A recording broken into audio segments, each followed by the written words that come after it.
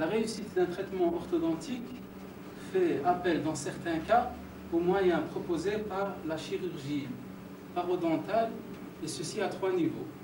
Avant d'entamer un traitement orthodontique, au cours du traitement orthodontique et après le traitement orthodontique. Remboursement d'un parodonte réduit.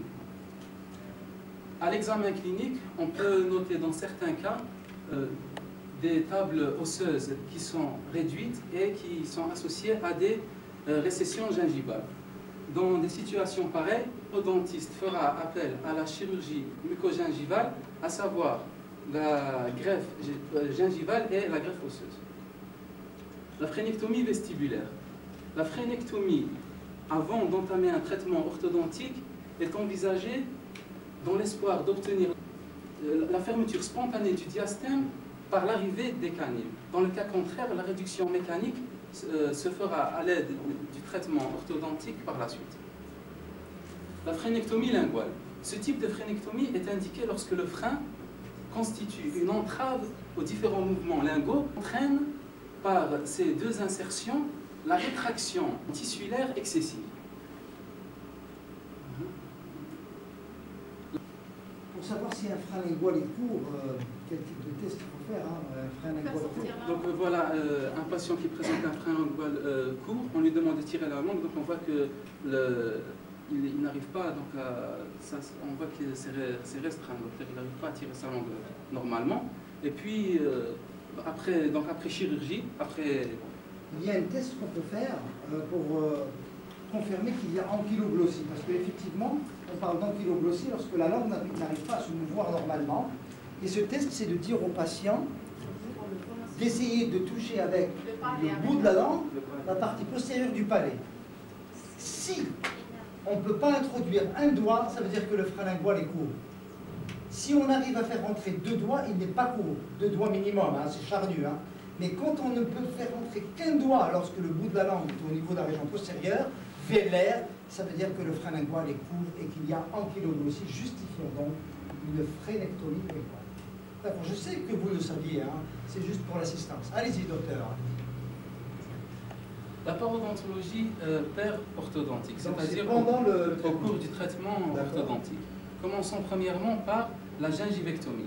L'accroissement gingival au cours du traitement orthodontique est généralement dû à, premièrement, l'irritation mécanique due aux différents appareillages orthodontiques, deuxièmement, à la rétention de la plaque par les différents composants de l'appareillage, à savoir les braquettes, quand on fait un traitement de fixe, le contrôle insuffisant de la plaque, surtout par les jeunes patients. Dans ce cas, une gingivectomie est indiquée au cours du traitement orthodontique. Le recouvrement des récessions gingivales.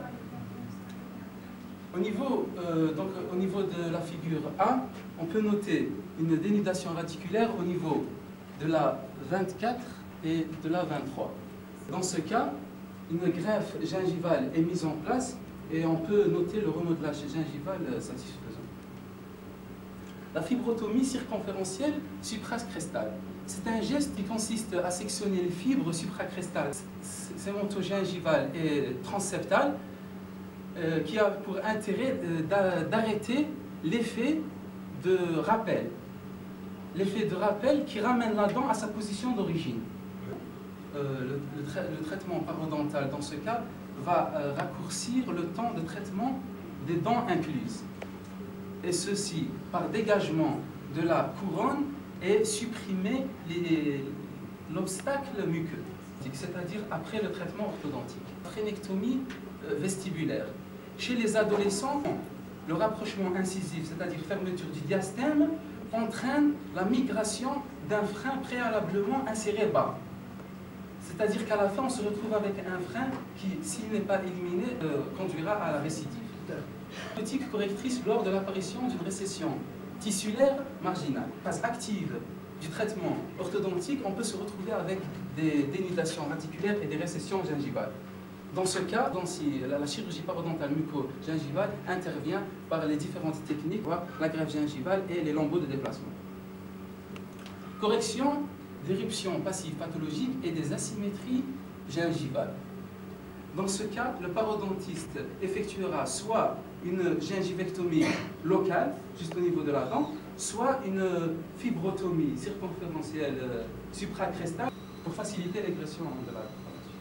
L'ajustement occlusal avant le traitement orthodontique consiste à éliminer les interférences les plus grossières. Pendant le traitement orthodontique, un contrôle occlusal sera réalisé à chaque fois que l'appareillage sera réajusté. Après le traitement orthodontique, c'est-à-dire après la phase active du traitement, le contrôle de l'occlusion consistera à la redistribution des forces au niveau de l'occlusion. Passons maintenant à l'implant comme moyen d'ancrage orthodontique. Un parodontiste est également un spécialiste qui pose des implants. Un moyen d'ancrage efficace et fiable. Et deuxièmement, il permet une solution élégante pour le traitement de certaines agénésies. Bon, aujourd'hui, je pense que les étudiants ont décidé de nous épater et ils l'ont fait. Bravo encore à ce troisième groupe qui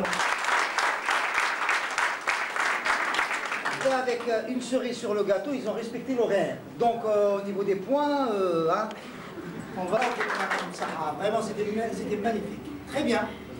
On passe. Merci.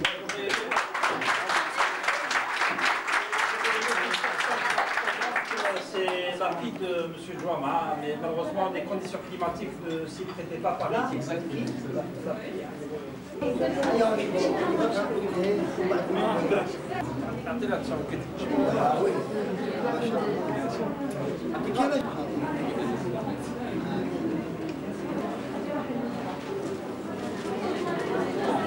Magnifique.